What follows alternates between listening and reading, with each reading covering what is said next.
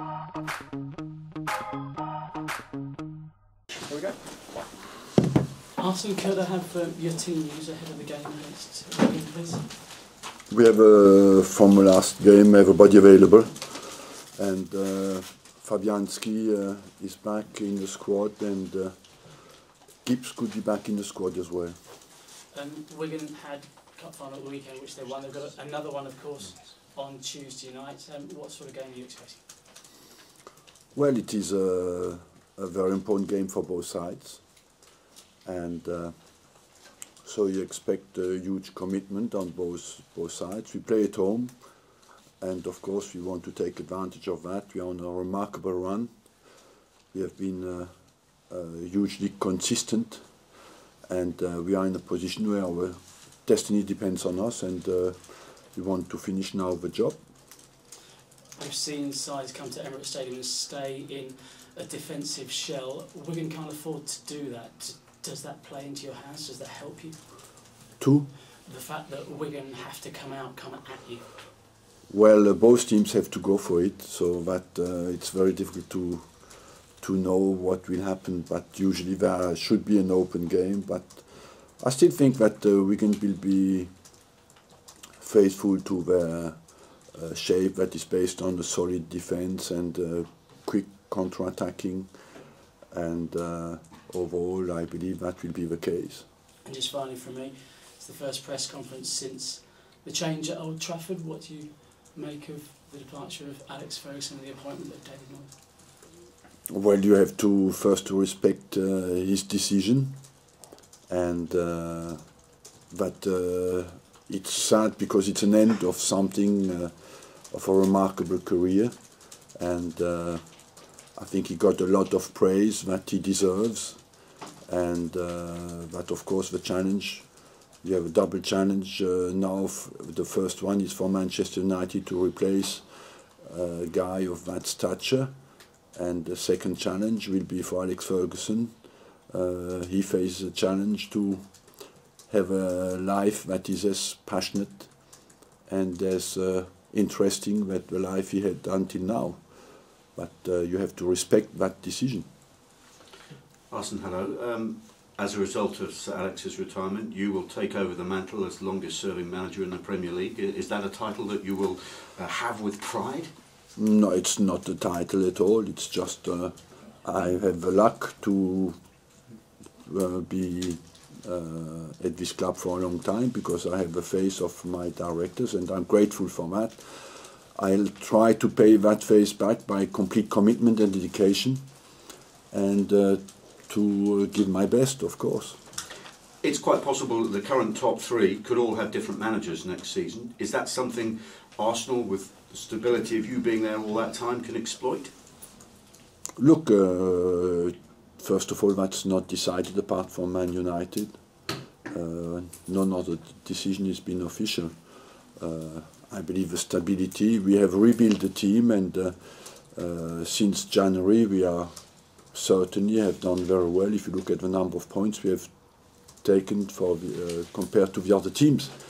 So we have a good basis, we have created a good basis, and that stability can help us to start strong next season. Does it, as one of the long-serving senior managers, fill you with concern, though, when you see clubs like Manchester City, who could well finish second, they just missed out in the FA Cup final, but decide that that's not enough, that they have to replace managers? Do you feel that is just too much short-termism that's going on at the moment? I'm against that, yes, because I believe stability is needed inside the clubs for people who represent the values that the club wants to carry through. And inside the club it's important you have people who represent these values. The manager can be one of these people when he has been there for a long time, you know. But I don't know if it will happen or not, but I'm sorry for every manager who loses his job. What does your instinct tell you about Wigan? Will they be more dangerous for winning the FA Cup, or might there be some reaction? I don't know. It's a different competition, you know. They had a contrasted week because they were on a low against Swansea when they lost at home, a game that of course was a massive game for them, but You could see on Saturday that they have quality, and they played a remarkable game when they played against Man City. What kind of team will we face? We don't know. We know just one thing: we want to be at our best in a game of that importance for us. You have to win both to make absolutely sure at this stage of Champions League football. How are the players coping with that kind of pressure? I mean, is this the most intense campaign for a top four place you've experienced? It is important games, but that's what you want to play for, you know. 2 months ago, we had no chance to be where we are today. So we can only be happy. What we have done 2 months ago, our destiny was not in our hands. Today it is. So we have done that very well. So let's now finish the job and continue to play like we did until now and take the points. Arsene, were you surprised at the way that Wigan played at the weekend, and does it worry you a bit? It doesn't worry me, especially because I know they have the quality. Having said that, it is a surprise that they are in the position where they are in the Championship, because they have produced a remarkable game on Saturday, and they played absolutely remarkably well on both flanks. They defended very well, and they kept Man City very quiet for a big part of the game. And were you surprised at Alex Ferguson's decision last week? I mean, how did you hear the news? I was not surprised, and I told my staff a long time ago, I think that it will be Alex Ferguson's last year. So I was not completely surprised. I detected a few signs through the season. That was already one of them before the season started, that it could be his final year. Presumably you have reservations about how he's going to continue without the excitement of football, and how he's going to survive. He's lucky compared to me, because he likes horses, he likes golf, so he can certainly have an interesting life again.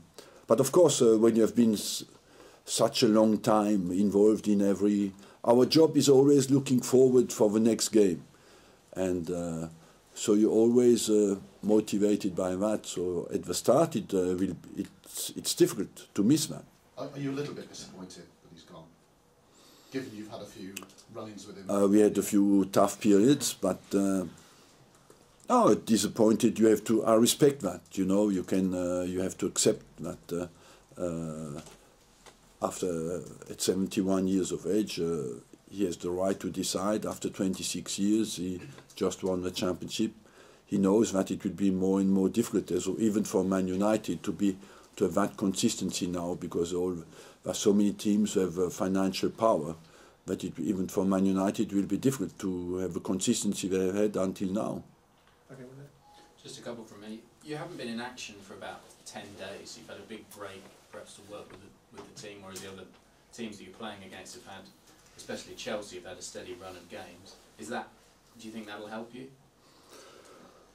Look, at the moment we are not overloaded with games. The break was not especially welcome. I would have loved to play over the weekend, and that's one of the problems that has to be sorted out, because the FA takes over the fixtures of the Premier League. I don't think it is right.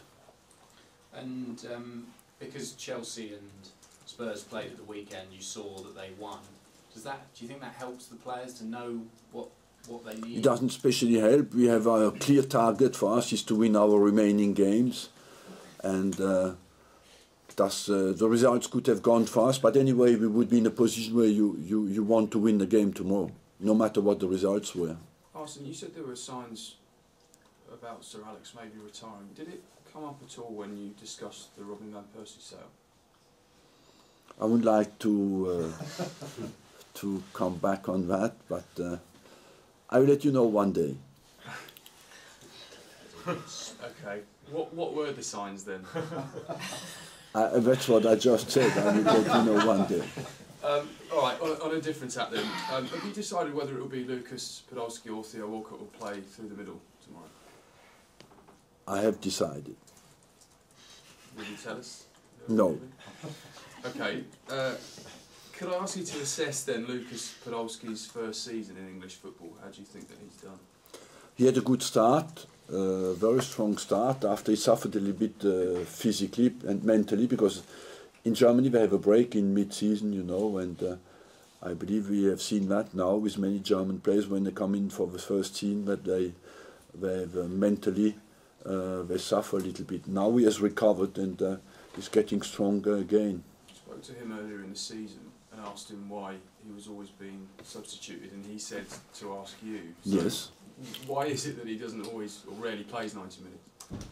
Because on the flanks is the most demanding position, and physically, especially in England, it's very tough, you know, and many times as well we were in a position where he's a striker, where we are in a winning position in the final 20 minutes, and then I take a bit more guarantee defensively and take him out of a team sometimes. And just finally from me, Theo's made no secret that he wants to play through the middle. Is that a role that perhaps he could play more next season? He's scored some key goals from the right in recent weeks.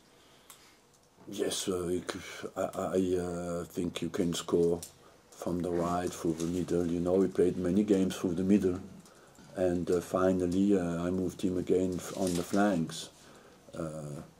And I believe on the flanks he's still today very comfortable. Okay, last couple of minutes. I know people might think it's a bit harsh if, you know, Mancini is relieved of his position and, you know, Chelsea seem to keep chopping and changing managers, but does it really matter? Because if you throw enough money at it, it doesn't really matter who's in charge, does it? They can still win the thing. You get sometimes that feeling that you know that because the money thrown at the club, the impatience is there, and the drive for success and demand for success is much higher. Certainly it is, because these people want to be rewarded quickly, and that could explain why the instability is higher. But I think as well it's nice to see, for example, a chairman like Wigan, you know, who is at the club, has built the club, stays for a long time, and builds up a club. That's really what sport is about as well. You said before the start of the season that the absolute minimum, that benchmark that you set is 4th place. How frustrated are you that that's again where you've ended up, and that also that it's not secure, because obviously 4th place is not Champions League football either? No, it's not secure at all, but last year we made 70 points, we finished 3rd. This year we can make 73 points and finish 4th. So what you want to do is have a consistency and fight for the championship, but what I said is the minimum required. You could see that when Chelsea's Champions League position was under threat, they came out quickly and said, no, what is most important for us is to be in the Champions League next year. So, and it is difficult to achieve, but we have done it over the years, and to answer your question, is it enough? No, we want more. But this year Man United was above everybody else. Question on a completely different tack. We're making a programme for BBC One about Muslims in the Premier League. Mm-hmm. We're looking at how clubs incorporate Islamic practices into their daily operations, and how faith helps Muslim footballers in the game. And we just wanted to know what your experience is of this as a manager. My experience is that when I look at the football player, I don't look at his religion, and that football club is a club where you tolerate every single religion and respect it.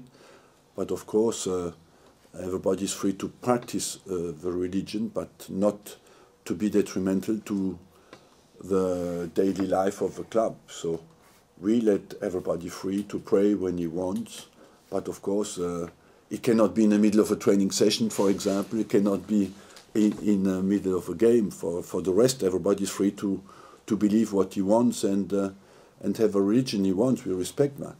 But it's important for you to understand their faith because of how that impacts on the way they play? I try to understand every religion, you know, and I read quite a few books over the history of religions. They have all a common denominator, you know. It all starts with the Bible, basically, and after the beliefs become a bit different. But we respect that, and we have no basic problems. It's important to understand the basics of every religion, to sometimes to understand why people respond that way rather than the other way. And of course, it can sometimes interfere with the confidence of the players, or with the understanding of the players as well. Okay. Arsene, how much admiration have you got for Roberto Martinez and the job he's done at Wigan? A lot of people saying now he's ready for that bigger challenge of a bigger club. Do you think he is ready for that? Look, you would think yes, but I feel sorry for Mancini because he has done a good job there. So I meant Martinez. Oh, Martinez. Yes. Martinez is, I think he has a positive philosophy. Above all, what you want is that he tries to play good football, has a positive philosophy, and that's for me a good basis to go forward and to move higher up. From what you've seen, you think he is ready for a bigger club now? From what I've seen, every manager in the Premier League is ready for a bigger club, you know. But you must see as well, it's very difficult. I think he looks to me to master well the situations, face well with stressful situations, and why not?